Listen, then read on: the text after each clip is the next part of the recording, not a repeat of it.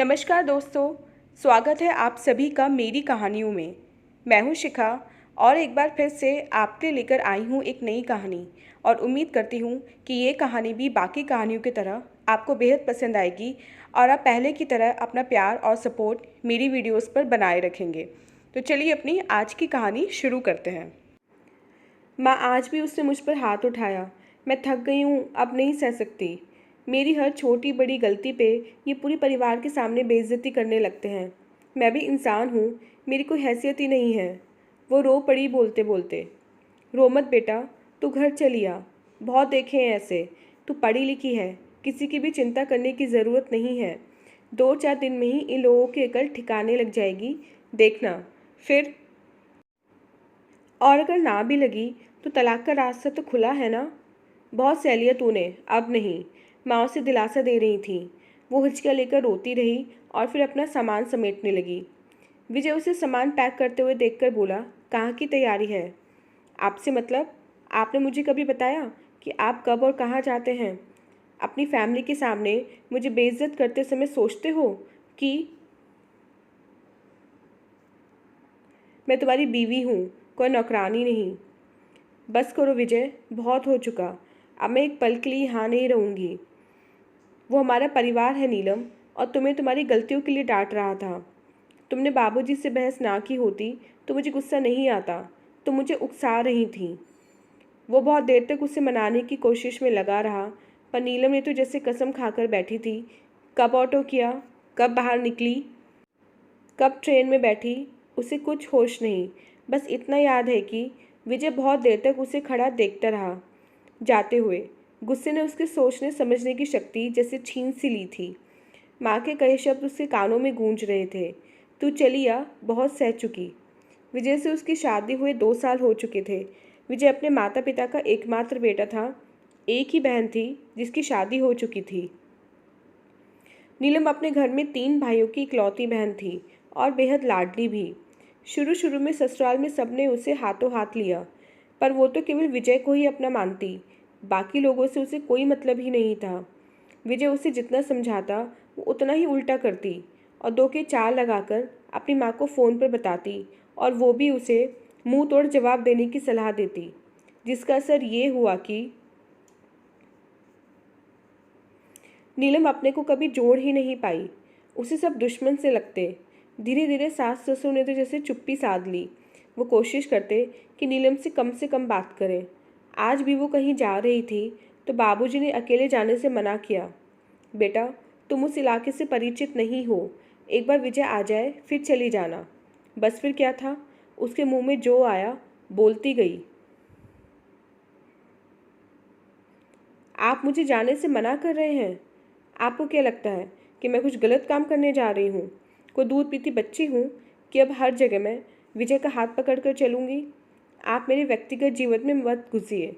विजय से भी उसने 2 की 4 लगाई, पर वो उसकी रोज़ की हरकतों से वाकिफ़ था, तो उसने उसे बाबूजी से तमीज़ से पेश आने को बोला। ये बात उसे नागवार गुजरी और वो भड़क उठी। इस पर विजय का हाथ उठ गया। उसे लाख समझाने पर भी वो नहीं मानी और घर छोड़ दिया। माँ पापा का प्यार और भाई भाभीयों की मनुहार ने उसे बहुत ज़िद्दी बना दिया था। अब वो खुश थी कि अपने ससुराल से पीछा छूटा। ट्रेन तेज़ी से दौड़ी जा रही थी और उसके और विजय के बीच की दूरियों को बढ़ा रही थी। 2-3 बार विजय की कॉल को उसे रिजेक्ट कर दिया। पर माँ, उन्होंने उसे कॉल क्यों नहीं की, जबकि वो जानती है कि वो आ रही है? गुस्सा शांत होने पर उसे अब विजय की याद भी आने लगी थी, पर वो नहीं जाएगी वापस। देखते देखते वो अपने मायके की ज़मीन पर थी, जहाँ उसे लेने कोई नहीं आया था, जो उसके लिए बहुत आश्चर्य की बात थी। स्टेशन से घर तक जाने के लिए उसने ऑटो लिया। बीच में बड़ी हवेली के पास से गुजरते समय उसे बड़ी अम्मा की याद आ गई। आज शायद कुछ है हवेली में, बड़ी रौनक दिख रही है। घर जाकर माँ से पूछेगी। घर के दरवाजे बंद थे। नीलम का दिल तेजी से धड़क गया। किसी अनहोनी की आशंका से घिरी हुई वो घर के अंदर दाखिल हुई। पहले जब भी आती थी, तीनों में से कोई न कोई भाई उसे लेने स्टेशन ज़रूर आता था। आज क्या बात है, घर के दरवाजे भी बंद थे। नीलम का दिल तेजी से धड़क गया। किसी अनहोनी की आशंका से घिरी वो घर के अंदर दाखिल हुई। अंदर का माहौल भी खिंचा खिंचा सा था। दोनों छोटी भाभीयों ने उसे देखकर फीकी सी मुस्कान फेंकी और अपने कमरे की तरफ चल दी। बड़ी भाभी ने उसके हाथ से बैग लिया और बैठने को बोला। भाभी, बात क्या है? क्या हुआ है सबको? पहले तो घर के आंगन से आप तीनों की हंसी की आवाज़ गूंजा करती थी, और आज दोनों भाभी मुझे देखकर भी मिलने नहीं आई। यहाँ तक कि मुझे लेने भी कोई नहीं आया। कुछ नहीं नीलू, तू भी थक कर आई है। जा, माँ पापा तेरा इंतज़ार कर रहे हैं, बाद में बातें होती रहेंगी। बड़ी भाभी उससे उम्र में बहुत बड़ी थी। वो उन्हें माँ की तरह ही प्यार करती थी और उनके स्वभाव से परिचित थी कि कोई भी ऐसी बात जो कड़वी हो, भाभी उसे नहीं बताएंगी। थोड़ी देर में ही वह समझ गई कि रिश्तों में दरार आ चुकी है। इस बात का सबूत आंगन में दो किचन बता रहे थे। यही वो बात थी जो शायद बड़ी भाभी उसे अपने मुंह से बताना नहीं चाह रही थी। वो अपना बैग लेकर माँ के कमरे की तरफ चल दी, पर तभी एक और झटका लगा। भाभी ने उसे छत पे बने कमरे की ओर इशारा करके वहाँ जाने को बोला। पर भाभी, माँ का कमरा तो नहीं नीलू, अब माँ पापा मेरे साथ रहते हैं ऊपर। तू चल, मैं तेरे लिए कुछ खाने को लेकर आती हूँ। ढेर सारे सवाल उसके मन में चल रहे थे। इतना सब हो गया और माँ ने मुझे बताया भी नहीं। एक मैं हूँ जो अपनी सारी बातें उनको बताती हूँ। अभी जाकर माँ से पूछती हूँ। ऊपर पहुँचकर वो माँ के गले लग गई। इतना सब कहना था, पूछना था, पर कुछ बोलती इससे पहले ही माँ ने उसे चुप करने का इशारा किया। तेरे पापा की तबीयत बहुत ख़राब है, अभी अभी सोए हैं, हम बाद में बात करेंगे। अब तो तुम्हें यहीं रहना है ना, तो आराम से सारी बातें करेंगे। मन की बात मन में ही रह गई। उसके लिए भाभी ने उसकी भतीजी के कमरे में बिस्तर लगा दिया। दिन भर की थकान और तनाव के कारण उसे कब नींद ने घेरा पता ही नहीं चला। दूसरे दिन नीचे से आई तेज़ आवाज़ों ने उसकी नींद तोड़ी। मंजिल भैया ज़ोर ज़ोर से चिल्लाकर छोटे को अपनी तरफ से गाड़ी हटाने को बोल रहे थे। छोटे भैया कुछ बोलते इससे पहले ही छोटी भाभी ने उन्हें खरी खोटी सुनाना शुरू कर दिया। वो अवाक सी खड़ी हुई देखती रह गई। ये लोग इस तरह कैसे कर सकते हैं? रिश्तों की कोई मर्यादा होती है कि नहीं? बड़े जेठ हैं वो, हिम्मत कैसे हो गई? छोटी भाभी से अभी जाकर बात करती हूँ। वो गुस्से में नीचे को चल दी, पर माँ ने उसे बीच में रोक दिया। नीलम, ये उनका मसला है, तुझे बीच में पड़ने की ज़रूरत नहीं है। पर माँ, मर्यादा नाम की भी कोई चीज़ होती है या नहीं? अच्छा। माँ ने उसे देखा। उनकी अंतर्भेदी नज़रों से वो पानी पानी सी होकर वापस कमरे में चली गई। कहने को आज पहला ही दिन था उसका इस घर में जहाँ उसने जन्म लिया था, जहाँ उसके माँ पापा थे, पर पता नहीं क्यों सबकी नज़रों में खालीपन सा था। उसका कमरा भी अब दूसरे भाई के हिस्से में चला गया था और वो एक अनअपेक्षित मेहमान की तरह अपनी भतीजी के कमरे में अपने बैग को एक जगह देने की कोशिश में लगी हुई थी। पापा से कोई भी तनाव वाली बात ना करे, ये हिदायत माँ और भाभी दोनों सुबह से दो चार बार दे चुके थे। कहाँ तो उसने सोचा था कि वो पहुँचेंगी तो तीनों भाई उसे सिर आंखों पर ले लेंगे, और कहाँ ये सब देखने को मिल रहा है। बड़े भैया ने भी संक्षिप्त सी बातें की, जैसे मानो किसी को पड़ी ही नहीं है उसकी और ना ही उसकी परेशानियों की। उसका सारा सोचा हुआ पानी में मिल गया। सब अपनी दिनचर्या में व्यस्त थी। माँ से कितनी सारी बातें करनी थी, पर वो भी मानो कुछ सुनना ही नहीं चाहती थी। अब उसे रह रहकर अपने घर और विजय की याद आने लगी। माई हवेली क्यों सज रही है? कल रात से मैं देखा। और बड़ी अम्मा कैसी हैं? महेश के बेटे की शादी है आज, उसकी तैयारी हो रही है। कल चलना है सबको। मैं तो शायद नहीं जा पाऊँगी, तेरे पापा की हालत ठीक नहीं है, पर तुम और बहू चले जाना। बड़ी अम्मा भी अब अपने दिन गिन रही हैं। कल जाओगी तो मिल लेना। पता नहीं कितने दिन की मेहमान हैं अब। माँ ने लंबी सांस लेकर कहा। नीलम बचपन से हॉस्टल में पड़ी थी, पर जब गर्मियों की छुट्टियों में घर आती तो बड़ी हवेली ज़रूर जाती। ठाकुर चाचा और उसके पिता बचपन के दोस्त थे। बड़ी अम्मा ठाकुर चाचा की बहन थी, जो अपने पति से अलग होकर हवेली में ही रहती थी। निसंतान बड़ी अम्मा की पूरी दुनिया उनके भाई भतीजे ही थे। बड़ी अम्मा से नीलम को भी लगाव था। उनसे मिलने की इच्छा लिए वो हवेली में जाने की सोचने लगती है। दूसरे दिन सभी अपने में व्यस्त थे, तभी वो माँ के पास गई। माँ, अभी सभी बिज़ी हैं और शादी तो शाम को है ना। मैं सोच रही हूँ कि थोड़ी देर के लिए बड़ी हवेली हो आऊँ। शाम को फिर बड़ी अम्मा के पास बैठने का समय मिले ना मिले। ठीक है बेटा, हो आओ, उन्हें भी अच्छा लगेगा और तुम्हारा भी मन बहल जाएगा। माँ से स्वीकृति लेकर वो हवेली पहुँचती है, जहाँ शाम की तैयारियों में सभी लगे हुए हैं। ठाकुर चाचा और बाकी लोगों से मिलकर वो बड़ी अम्मा का हाल पूछने उनके कमरे की तरफ चल देती है। बचपन से इस जगह आती है तो हवेली के चप्पे चप्पे से वाकिफ़ है। बड़ी अम्मा के कमरे में बड़ा सा ताला देखकर वो चौंक जाती है। कहीं पर माँ ने तो बोला था कि फिर बड़ी अम्मा कहाँ चली गई। तब एक नौकर उसे आता हुआ दिखा। उसने रोक कर बड़ी अम्मा के बारे में पूछा तो वो सकपकाया। फिर उसे ले जाकर पीछे नौकरों की तरफ वाले हिस्से में एक छोटे से कमरे में छोड़कर चला गया। बड़ी अम्मा यहाँ इस हाल में, वो रो पड़ी। टूटी सी चारपाई पर एक बेहद कमज़ोर काया पड़ी हुई थी। क्या स्थिति हो गई उनकी। उसने अपने बचपन में इस हवेली में उनका रुतबा देखा था और आज वो नौकरों के कमरे में। तभी उनकी खांसी से वो जैसे वर्तमान में आई। अम्मा, मैं पानी देती हूँ, कहकर वो कमरे में पानी ढूंढने लगी। चारपाई के पास ही एक पुरानी सी सुराही के ऊपर गिलास ढका हुआ था। नीलम ने जल्दी से पानी दिया। वो थोड़े से सहारे से उठी और पानी पीकर फिर निढाल हो गई। कौन है? अपनी बूढ़ी आंखों को नीलम के चेहरे पर केंद्रित करते हुए बोली। अम्मा, मैं नीलू। नीलू बिटिया, तू? हाँ अम्मा, पर आपकी हालत और आप यहाँ कैसे?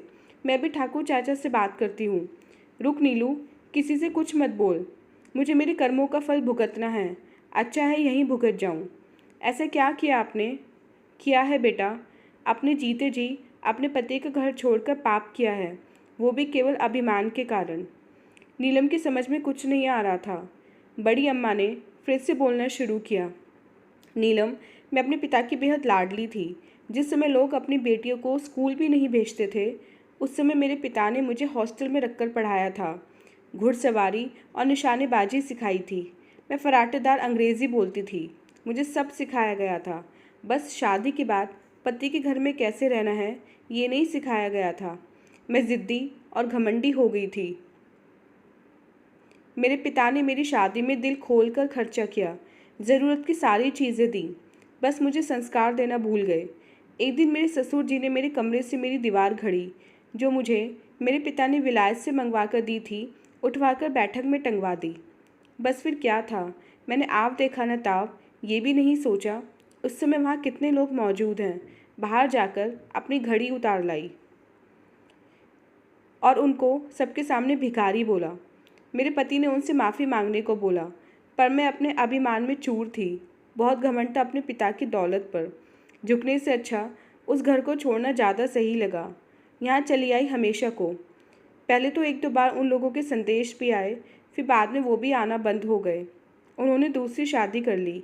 आज अपने घर में होती तो नाती पोते वाली होती, मेरी भी इज्जत होती। जब तक मेरे पिता और भाइयों का चली, मेरी भी हवेली में चली। पर अब भतीजों का राज है। आजकल कोई अपने माँ बाप को न पूछे मैं क्या चीज़ हूँ। जब से बीमार हुई यहाँ डाल दिया, कहते हैं बीमारी फैलेगी। बड़ी अम्मा फिर से खांसने लगी। नीलम सन्न रह गई थी। क्या बोलती? वापस घर आ गई। शाम को बेमन से शादी में शामिल हुई, पर अब मन कहीं और था। रात में कब सोई पता नहीं चला। वो शीशे के सामने खड़ी है, एकदम से बूढ़ी हो गई, सफ़ेद बाल, झुकी हुई कमर। ये जगह कौन सी है? Store room. यहाँ तो कबाड़ रखते हैं। वो यहाँ क्यों है? तेज खांसी आ रही है। पानी पानी। पसीने में लथपथ उसकी नींद खुल जाती है। क्या हुआ नीलू, कोई बुरा सपना देखा क्या? माँ उसे पानी देकर पूछती हैं। ओह हाँ नहीं, वो अभी भी पसीना पोंछ रही है। अच्छा सुन, तू जल्दी से फ्रेश हो जा, फिर अपना सामान स्टोर वाले कमरे में लगा ले। वो क्या है ना, अब तुम्हें यहीं तो रहना है, तो अलग कमरा तो चाहिए ना। तो मैंने स्टोर की सफाई करा दी है, आज से तू वहीं रहेगी। वो चौंक जाती है। कहाँ विजय और उसका एसी बेडरूम, और कहाँ वो स्टोर रूम। उसे अपना सपना सच होता हुआ दिखाई दे रहा है। वो फिर से पसीने में नहा जाती है। माँ से ये उम्मीद बिल्कुल भी नहीं थी। उसे रोना आ जाता है। अब उसे अपनी सारी गलतियाँ शिद्दत से याद आने लगती हैं। उस दिन भी तो बाबूजी उसके और विजय के बीच बीच बचाव ही कर रहे थे, जब वो उन्हें मारने को झपटी थी। अगर विजय बीच में नहीं आते तो उसका हाथ उठ चुका था। इसी कारण विजय मजबूर हो गए थे उस पर हाथ उठाने को। कोई भी औलाद अपने पिता की बेइज्जती कैसे देख लेती, पर वो तो ये छिपा गई थी। आज सब याद आ रहा था। विजय बेहद याद आ रहे थे और घर भी। उसने अपना मोबाइल उठाया। विजय की ढेर सारी मिस्ड कॉल पड़ी थी जिसे उसने गुस्से में नहीं उठाया था। आज हिम्मत करके कॉल की। दूसरी तरफ से विजय की आवाज़ आई, नीलम, कोई ऐसा करता है क्या? मुझे माफ़ कर दो और घर लौट आओ। मुझे और इस घर को तुम्हारी ज़रूरत है। उसकी आवाज़ सुनकर नीलम की हिचकियाँ बंद गईं। बहुत देर तक रोती रही, फिर आने का वादा करके फ़ोन रख दिया। उसने फैसला ले लिया, वो हवेली वाली अम्मा नहीं बनेगी। माँ, मैं अपने घर वापस जा रही हूँ। आप स्टोर में वापस सामान रखवा दीजिए। गर्व मिश्रित उसकी बात सुनकर माँ बोली, अरे तू वापस नहीं जाएगी, कभी नहीं। सोच ले, फिर मत कहना। उनके चेहरे पर हल्की सी मुस्कान थी जिसे नीलम नहीं देख पाई। नहीं माँ, मैं जा रही हूँ अपने घर। वो मेरा घर है और अब कभी कुछ नहीं कहूँगी। वो मुस्कुराते हुए नहाने चल दी। करीब 2 घंटे बाद उसने स्टेशन के लिए कैब बुलाई। माँ ने ढेर सारी चीज़ें बांधी। वो सबसे मिलकर चल दी। 5 मिनट बाद उसे एहसास हुआ कि शायद उसका मोबाइल घर में ही छूट गया है। वो वापस घर की तरफ बढ़ी, तभी अंदर से आती आवाज़ों ने उसके कदम रोक दिए। माँ और तीनों भाभियाँ आंगन में बैठी हंस रही थीं। छोटी भाभी बोली, मान गए आपको माँ? क्या सबक सिखाया आपने नीलू दी को? और सबसे कठिन रोल तो पापा जी का था। बेचारे 2 दिन बिस्तर पर पड़े रहे। क्या करती मैं? अगर उनका बस चलता तो अपनी लाडली को पहले ही दिन सब सच बता देते और वो कभी वापस नहीं जाती। इसलिए उनसे दूर रखना ही ठीक था। मैं नीलम को जानती हूँ, वो ज़िद्दी है। जब तक उसे सामने से कोई चीज़ न दिखाओ, समझती नहीं है। इसलिए मायके का ये रूप भी दिखाना ज़रूरी था। एक ही दिन में 2 किचन बनाना और तुम सबका इस तरह एक दूसरे से लड़ना भी तो हमारी योजना का हिस्सा ही था। पर बेचारी नीलम दी, हम सब ने उनके साथ सही नहीं किया। मंसली भाभी बोली, बच्चे जब छोटे होते हैं तो कड़वी दवा देने के लिए कभी कभी माँ को उनकी नाक भी बंद करनी होती है, पर वो उसके फ़ायदे के लिए ही होता है। नीलम को फिर कभी बुला लेंगे, जब अब उसकी अकल ठिकाने आ चुकी है। वो ठीक से ससुराल में रहेगी। अगर उसे पहले समझाती तो वो मुझे ही दुश्मन समझती, पर अब सब ठीक है। पर एक बात समझ नहीं आई, अभी तो दूसरा ही दिन था। नीलम इतनी जल्दी कैसे चली गई? बड़ी भाभी ने बोला। नीलम की आंखें छलक गईं। उसे अपनी गलती का एहसास पहले ही हो चुका था, पर उसके मायके में सब ठीक है, इस बात से उसे बहुत राहत मिली। तभी उसके पर्स के अंदर से मोबाइल बज उठा। यार नीलम, कितने बजे की ट्रेन है बता देना, मैं लेने पहुंच जाऊंगा। जी अभी बताती हूँ, कहकर वो वापस कैब की तरफ अपने ससुराल के लिए चल पड़ी। तो दोस्तों, ये थी हमारी आज की कहानी। उम्मीद करती हूँ ये कहानी आपको पसंद आई होगी। मिलते हैं अपनी नेक्स्ट वीडियो में इससे नेक्स्ट कहानी के साथ। तब तक के लिए आज्ञा दीजिए। धन्यवाद।